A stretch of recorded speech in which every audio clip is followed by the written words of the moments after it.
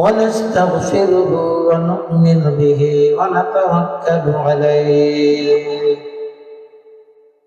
ونعوذ بالله من شرور أنفسنا ومن سيئات أعمالنا من يهده الله فلا مضل له ومن يضلل فلا هادي له لا زد له ولا ند له ولا مثل له ولا مثيل له ولا نبوة بعد نبوته ولا كتاب بعد كتابه ولا رسالة بعد رسالته ولا أمة بعد أمته أشهد أن لا إله إلا الله لا إله إلا الله لا خالق إلا الله ولا مالك إلا الله ولا حبيب إلا الله ولا هدي إلا الله ولا منيب إلا الله ولا رازق إلا الله ثم نشهد أن سيدنا وسندنا وحبيبنا ومولانا محمدا عبد الله ورسوله أما بعد فأعوذ بالله من الشيطان الرجيم بسم الله الرحمن الرحيم وإذ قال موسى لقومه إن الله يأمركم أن تذبحوا بقرة صدق الله مولانا العظيم وقال رسول الله صلى الله عليه وآله وسلم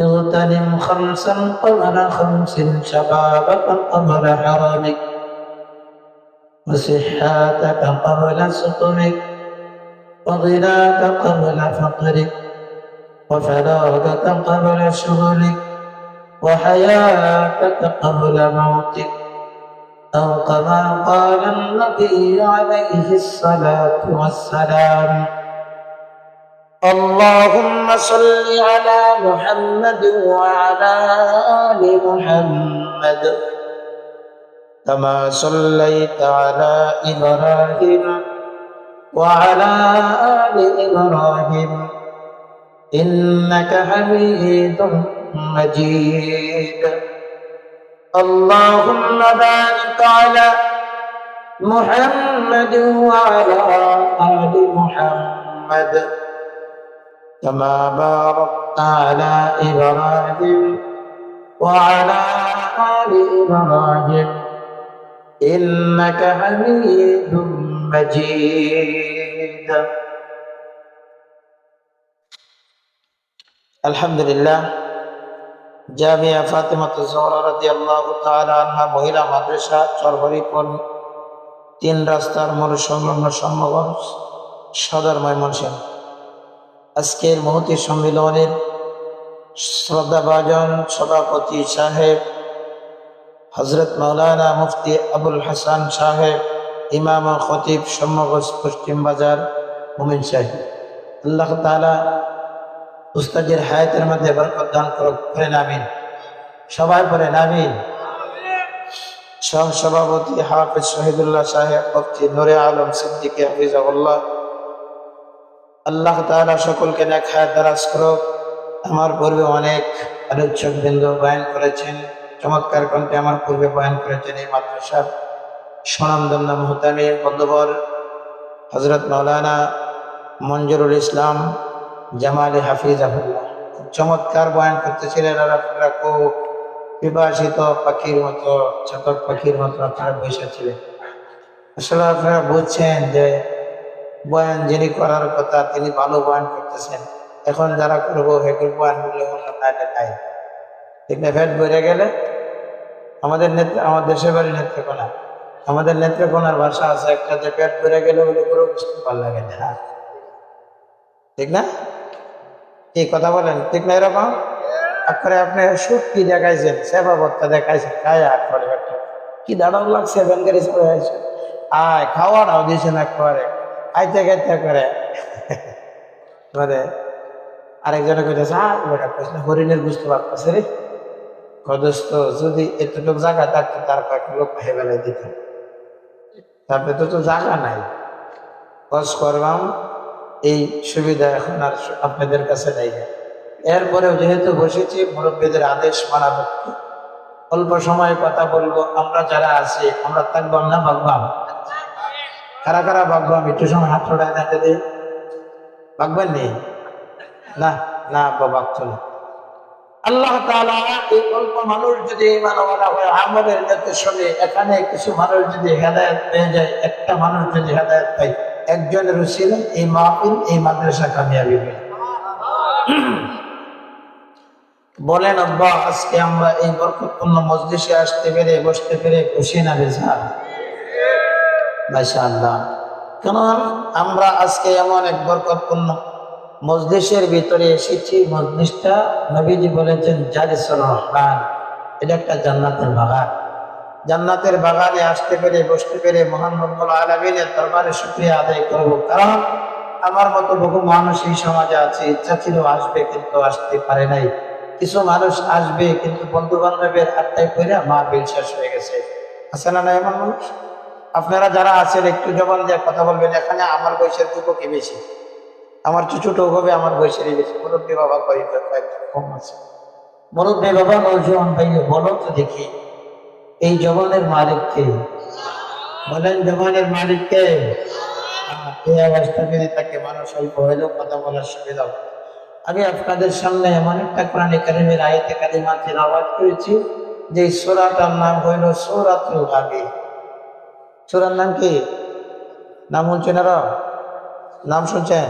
উলামায়ে কেরাম শুনছেন, এছাড়া আর কেউ শুনছেন? সূরাটার নাম কি? বলেন, সূরার নাম কি? সূরাতুল গাফির, মানে গাফির সূরা, মানে সূরাতুল বাকারা। এটার নাম সূরাতুল বাকারা। এই সূরা বাকারার একটি অংশ তেলাওয়াত করেছি। মানে গাভীর নামে নাম করার কারণ হইল, যে কোনো জিনিস একটা হইলে এটার পিছনে কিছু রহস্য উদ্দেশ্য থাকে। যেরকম মনে করেন যে আমাদের নেত্রকোনা একটা বাজার আছে, কলমাকান্দা থানা ঢুকতে, রুটের মাঝখানে একটা বাজার করে, বাজারটার নাম হলো খাট্টাছড়া বাজার। কি বাজার? খাট্টাছড়া বাজার। আমাদের নেত্রকোনা সদরে একটা ছোট্ট বাজার হয়েছে, এই বাজারটার নাম হলো হঠাৎ বাজার। কি বাজার? আচ্ছা, এর পিছনে কোনো উদ্দেশ্য রহস্য আছে না নাই? উদ্দেশ্য আছে। বলে কি উদ্দেশ্য? হঠাৎ বাজার কেমনে হয়েছে? শীতের দিন আমরা হাঁটতেছি একদিন সকালবেলা, ওমা কিছু দূর যাইতে যায় দিয়ে একবার মাছ তরকারি, একটা মানুষ একটা ফ্যামিলির ভিতরে একটা তরকারির ভিতরে দেওয়ান লাগে, যা কিছু সব বলেছে একটা মুড়ের মধ্যে হঠাৎ করে। এনে কোনো কুত্তাও লাগা যায় না তো, সব 10-12 জন্ম ছিল। হঠাৎ করে একজনে বলতেছে, ও মা কই নাকি বাজার হয়েছে, হঠাৎ বাজার, বাজারের নাম হয়েছে হঠাৎ বাজার। তাহলে এই যে আল্লাহ তাআলা কোরআনে কারীমের আয়াত, কোরআনে কারীমের সূরা নামকরণ করেছেন সূরাতুল গাফির, মানে একটা গাভীর ঘটনা এর ভিতরে আছে। কি ঘটনা আছে? বলে যে একটা গাভীর এক টুকরা গোশত দিয়ে একজন মৃত মানুষকে আল্লাহ জিন্দা করাইছে। সুবহানাল্লাহ। আর আজ থেকে ঠান্ডা হয়েছে না? পারো আমার দেশে?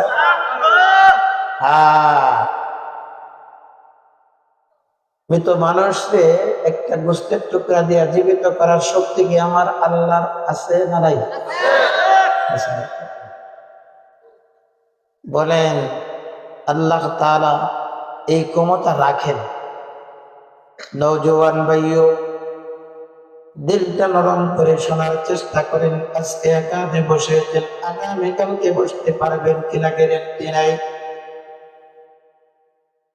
আগামীকালকে হতে পারে এই সময় তুমি অন্ধকার কবরের ব্যক্তি হতে পারো। শুধু তুমি একা নামে মুস্তাকিম বিল্লাহ সিরাজও হতে পারি কি পারি না? বলেন, মাথা নাড়াই না। জবান দিয়েছেন কি?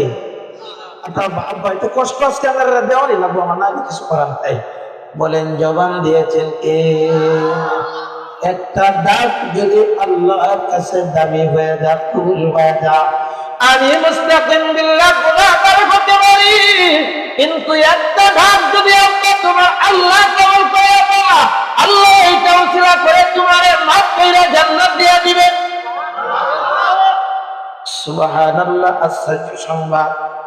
সুবহানাল্লাহ মানে আল্লাহর পবিত্রতা বর্ণনা করা। কেউ যদি আমার পবিত্রতা বর্ণনা করে বলেন তো দেখি তার প্রতি আমি খুশি না বেজার?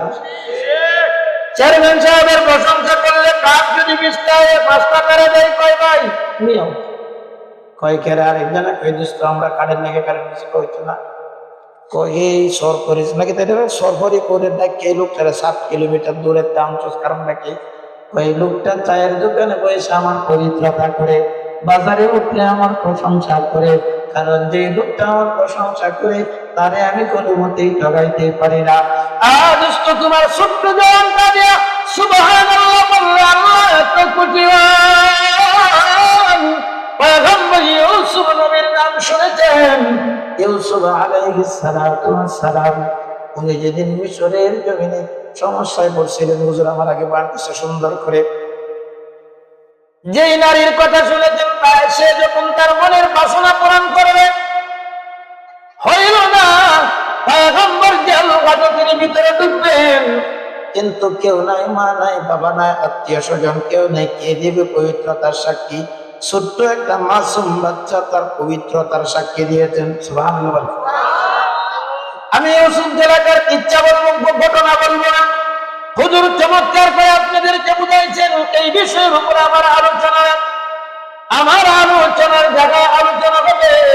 দোস্ত বোঝাইতে চাই যে মানুষ পবিত্রতা যদি আল্লাহর বর্ণনা করে, মানুষকে আল্লাহ কি দেয়? পয়গম্বর জেলের ভিতরে গেলে আল্লাহ ইজ্জত দিয়ে করে মিশরের খাদ্যমন্ত্রী বানাইলেন। যখন দেশের প্রধান খাদ্যমন্ত্রী হয়ে গেছে, দেশের ভিতরে বড় অভাব, পয়গম্বর হুকুম করে দিলেন আমাদের দেশের সদস্য যারা আছে সকলকেই তোমরা এলান করে দাও, যার খাদ্য প্রয়োজন সে যেন টিকিট নিয়ে লাইনে দাঁড়ায় খাদ্য নেই। মাথা পরিমাণে মনে করেন 10 কেজি 20 কেজি চাউলের কার্ড দেয়, কি দেয় না? 10 কেজি 20 কেজি চাউলের কার্ড দেয়। আল্লাহর পয়গম্বর বললেন ঠিক আছে, এই দুলনার শিশুটা আস্তে আস্তে বড় হয়ে গেছে, পয়গম্বর খাদ্যমন্ত্রী হয়ে গেছে। যুবকটা লাইনে দাঁড়াইছে খাদ্য উঠাইবে, কিন্তু না, প্রথমবার লাইনে দাঁড়ায় খাদ্য উঠাইছে।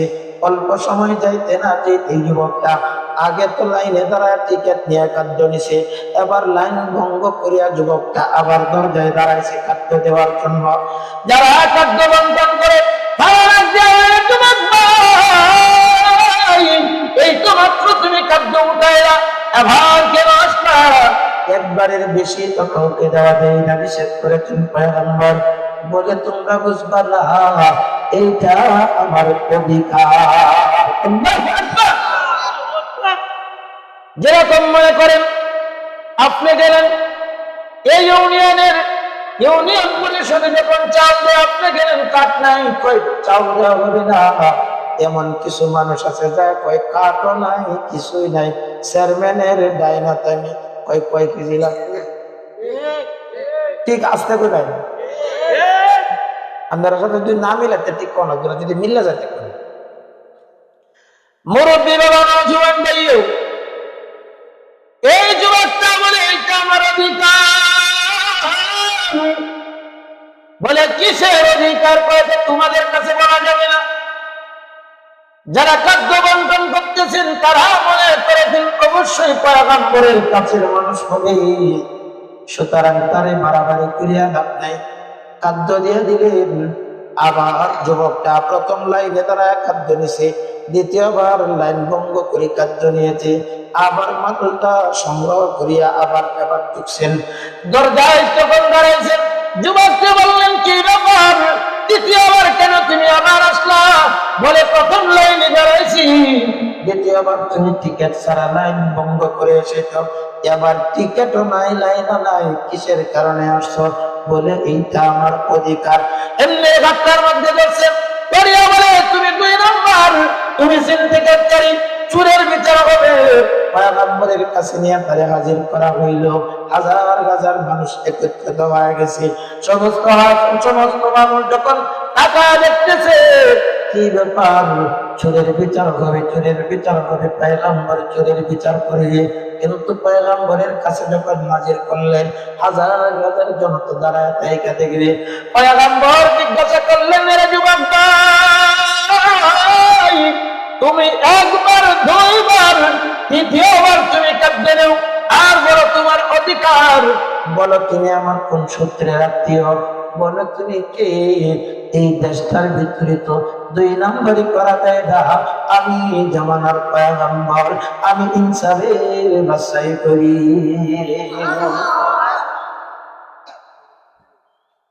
এই যে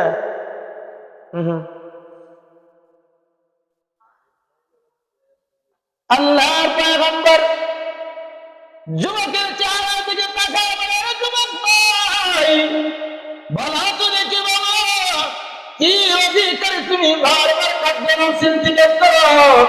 যুবকটা বলেন, মোর পয়গম্বর, আপনি আমার চেহারার দিকে তাকায় দেখেন, চিনতে পারেননি?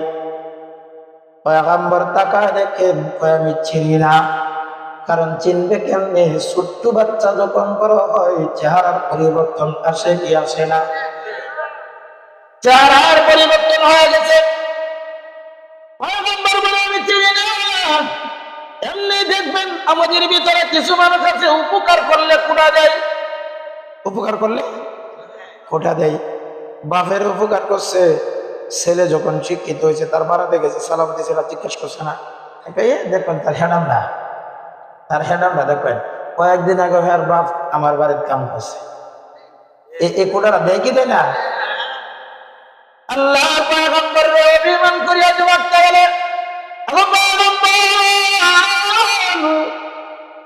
আপনি আমার এখন চিনবেন কেমনে? এখন তো সুখে আছেন, খুব বাদশাহী হালতে আছেন, আপনি মিশরের খাদ্যমন্ত্রী হয়ে গেছেন, এখন তো সুখের দিন, আপনি আমার চিনবেন কেমনে? কয় যুবক রে, তুমি এমনি বলো না, বলো তোমার কি পরিচয়?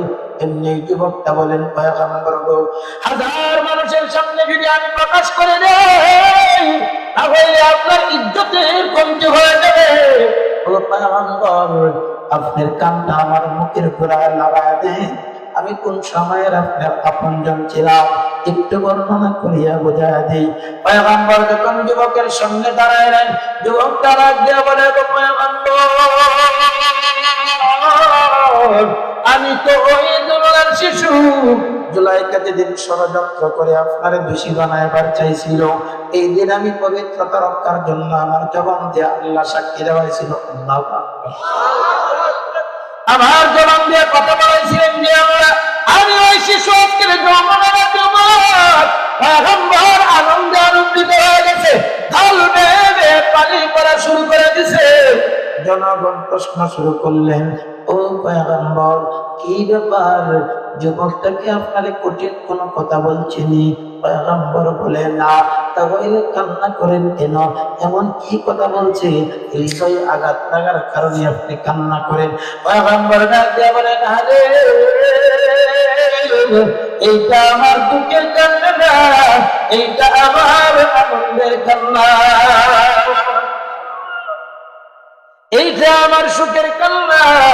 বলে, ও জনগণ, তোমরা শুনিয়া রাখো, এই খাদ্য নিয়ন্ত্রণকারী তোমরা যারা আছো, তোমরাও শুনিয়া রাখো, আমার এই যুবকটা টিকিট নিয়ে আসবে, লাইনে দাঁড়াবে, টিকিট নিয়ে আসবে, লাইন বন্ধ করবে, টিকিট ছাড়া আসবে, এক কথায় যতবার আসবে রে, 3 বার কেন, যতবার আসবে ততবার খাদ্য দিবা, একবারও তারে ঘুরায় দিবা না। তাই কারণ থেকে ওই যুবকটা আমার পবিত্রতার ঘোষক, পবিত্রতার সাক্ষী দিয়েছেন এই বাচ্চাটা। সুবহানাল্লাহ। আমার আল্লাহ বলে, দুনিয়ার মানুষ রে, আমার বন্ধু পয়গম্বর ইউসুফের পবিত্রতার সাক্ষী যদি দেওয়ার কারণে তার দরবারে কেউ কালি হাতে মেরে না, পবিত্রতার ঘোষক যদি কালি হাতে না ফিরে, আমার কোন বান্দা আর বান্দি যদি আমি আল্লাহ রে যদি পবিত্রতা বর্ণনা করে, কোন বান্দা যদি বলে সুবহানাল্লাহ, আমি আল্লাহ পবিত্রতা বর্ণনা করে, আমি ফেরেশতাদেরকে সাক্ষী রেখে বলি, ফেরেশতারা রে, আমি আল্লাহ পবিত্রতা আমার বান্দা তার জবান দিয়া করে আমিও আমার বান্দারে পবিত্র বানায় দিলাম। আরে নওজোয়ান ভাই, আজকে যারা কানে এসেছ, হতে পারে তোমার জীবনে আমার জীবনের শেষ মাহফিল। তোমার মতো কত নওজোয়ান বিছানায় ঘুমাইছে, সকালবেলায় আলাম করে গেছে আব্দুল করিম এখানে আর জীবিত নাই। তুমি আব্দুল করিম ছিলা, তোমার লাশ ঘোষণা হয়ে গেছে। সন্তান কান্না করে আমার আব্বা নাই, মা কান্না করে আমার সন্তান নাই, স্ত্রী কান্না করে আমার স্বামী নাই, ভাই কান্না করে ভাই নাই। আজকে একটু নরম করিয়া দিলটা, মনে মনে ইচ্ছা করো জীবনে যত নামাজ কাজা করেছি আর জীবনে নামাজ কাজা করবো না। আজকে মনে মনে জীবনে যত গুনাহ করেছি আমি আর গুনাহ করবো না, এমন একটা তওবা যদি করতে পারো আল্লাহ পাক তোমার ক্ষমা করে আল্লাহ ওলি বানায় দিবেন। সুবহানাল্লাহ। আস্তে করে এই বলুন দিয়াব্বা, আমাদের উস্তাদ আমার ডানি বসা, আল্লাহ ওয়ালাদের নেক নজর যদি একটু তোমার শরীরে লাগাইতেই পারো, দুনিয়াও কামিয়াবি আখিরাতেও বাদশাহী পায় দেবা, আখিরাতেও বাদশাহী পায় দেবা। আজকে এখানে এসেছেন দুই শ্রেণীর মানুষ, এক শ্রেণীর মানুষ নামাজি আর এক শ্রেণীর মানুষ নামাজ পড়ে না। আছেন এমন? হাত তোলার কথা বলবো না, আছে এমন ভাইও। এ বেনামাজি বাবা, দিলটা নরম করে শোনো, তোমার নামাজ না পড়ার কারণে তোমার কপাল কতই না খারাপ, নামাজি বান্দার কপাল কতই না ভালো।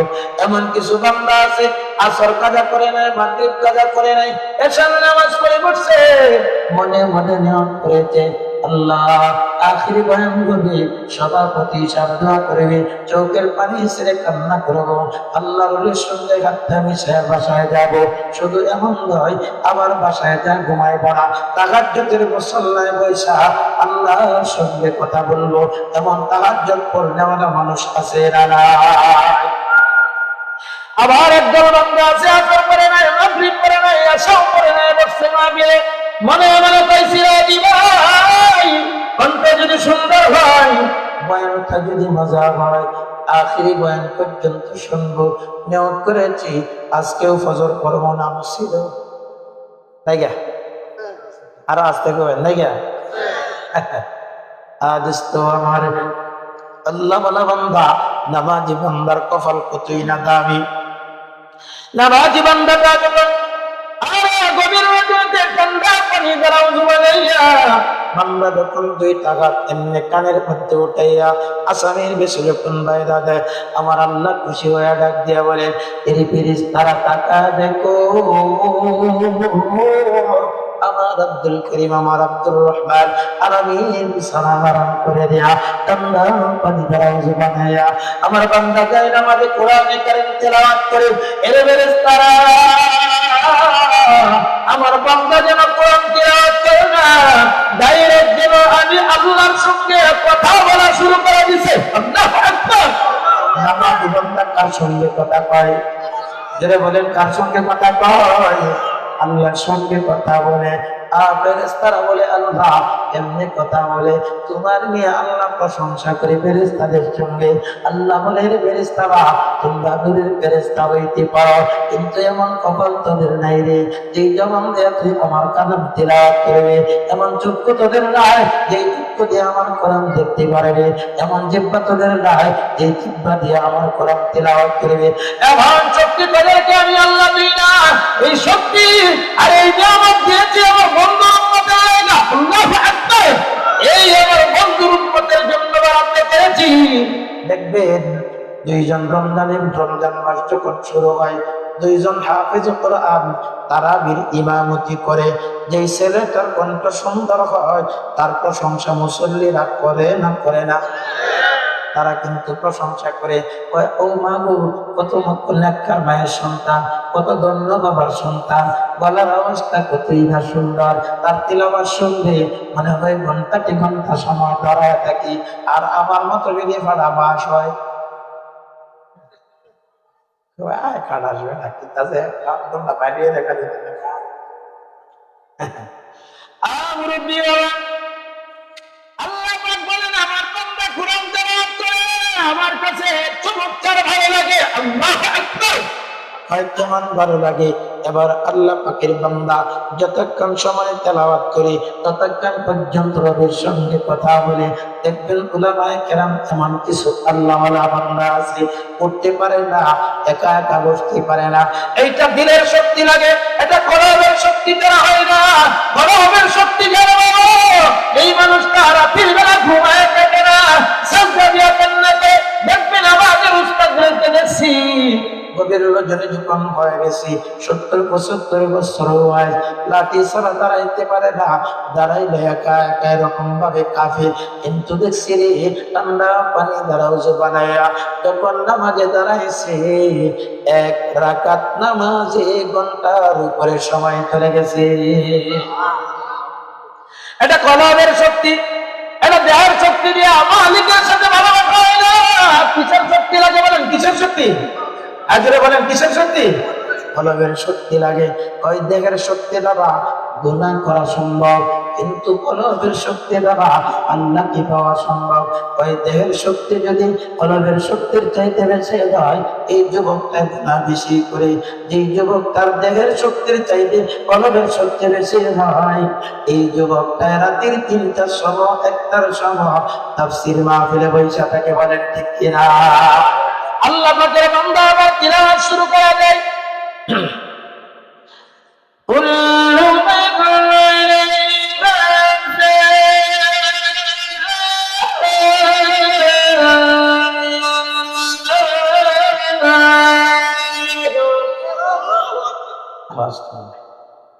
মুমিনের কোরআন তেলাওয়াত শুনলে ঈমানের সাজ বাড়ে কমে? আমরা একটা কনসেপ্ট আছে।